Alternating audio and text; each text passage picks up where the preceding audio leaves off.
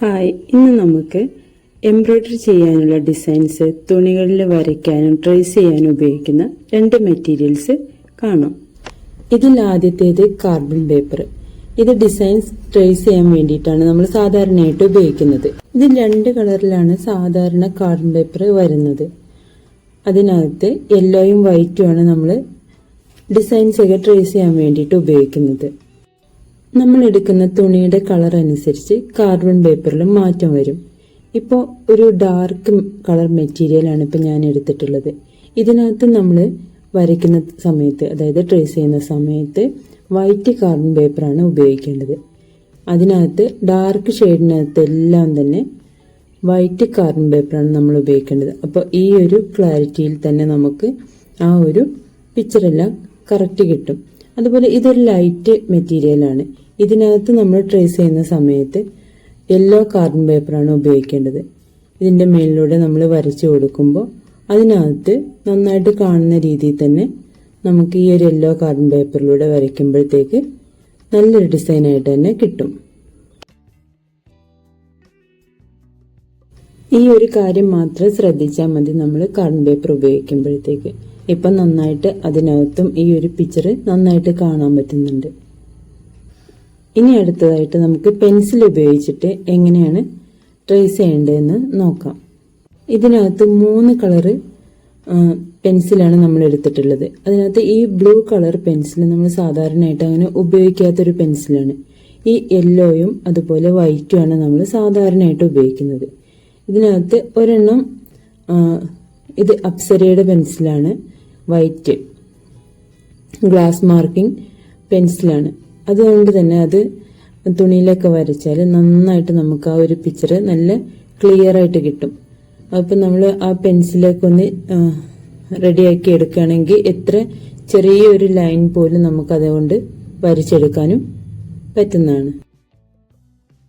Glass marking pencil സാധാരണയായിട്ട് ഇത് 2 കളറിലാണ് നമുക്ക് കിട്ടുന്നത്. ഒന്ന് വൈറ്റ്, അതുപോലെ തന്നെ ഒരെണ്ണം യെല്ലോ. എൻ്റെ കയ്യിൽ വൈറ്റ് മാത്രമാണുള്ളത്. ഇത് തുണികളിൽ നമ്മൾ ഡയറക്റ്റ് ഡിസൈൻ വരയ്ക്കാനാണ് ഉപയോഗിക്കുന്നത്. നേരത്തെ നമ്മൾ കാർബൺ പേപ്പർ എടുത്തത് ട്രേസ് ചെയ്യാനാണെങ്കിൽ ഇത് ഡയറക്റ്റ് നമുക്ക് വരയ്ക്കാനാണ് ഈ ഒരു പെൻസിൽ ഉപയോഗിക്കുന്നത്. നേരത്തെ പറഞ്ഞ പോലെ തന്നെ ഡാർക്ക് കളർ തുണികളിൽ വരയ്ക്കാൻ വൈറ്റ് പെൻസിലാണ് ഉപയോഗിക്കുന്നത്. അതുപോലെ തന്നെ ലൈറ്റ് കളർ തുണികളിൽ യെല്ലോ പെൻസിലാണ് ഉപയോഗിക്കുന്നത്. അതുപോലെ ഇപ്പോൾ ഈ ഒരു ബ്ലൂ കളർ പെൻസിൽ വെച്ച് നമ്മൾ വരച്ചു കൊടുത്തിട്ടുണ്ട്. ഇത് നമ്മൾ ആ ഒരു തുണിക്കകത്ത് തന്നെ നമ്മൾ ഡിസൈൻ ചെയ്തതിന് ശേഷം അത് ആ ഒരു വര എടുത്ത് കാണിക്കും. അതുകൊണ്ട് തന്നെ നമ്മൾ ആ ഒരു പെൻസിൽ തുണിക്കകത്ത് ഇപ്പോൾ ഉപയോഗിക്കാറില്ല. ഈ 2 പെൻസിൽ മാത്രമാണ് നമ്മൾ എല്ലാത്തിനും ഉപയോഗിക്കുന്നത്. ഇത് അപ്സര പെൻസിലിന്റെ ഒരു പാക്കറ്റാണ്. ഇങ്ങനെ മേടിക്കുന്നതായിരിക്കും നമുക്ക് ഏറ്റവും ഒരു ലാഭമൊക്കെ ആയിട്ട് വരുന്നതെല്ലാം. ഇതിനകത്ത് 10 പെൻസിലുണ്ട്. ഈ ഓരോ പെൻസിലിനും നമുക്കിതിനകത്ത് തുച്ഛമായിട്ടുള്ള കാശ് വരുന്നു. ഈ ഒരു പാക്കറ്റിന്റെ റേറ്റ് 70 റുപ്പീസാണ്. അതായത് 10 പെൻസിലിന് 70 രൂപയാണ് വരുന്നത്. അപ്പോൾ ഒരു പെൻസിലിന് 7 രൂപ വരെ നമുക്ക് വരുന്നുള്ളൂ. അപ്പം ഇങ്ങനെ ഒരു പാക്കറ്റ് മേടിച്ചു വെച്ചാൽ നമുക്ക് ഒത്തിരി നാൾ ഉപയോഗിക്കാനും പറ്റും. നല്ല പെൻസിലുമാണിത്.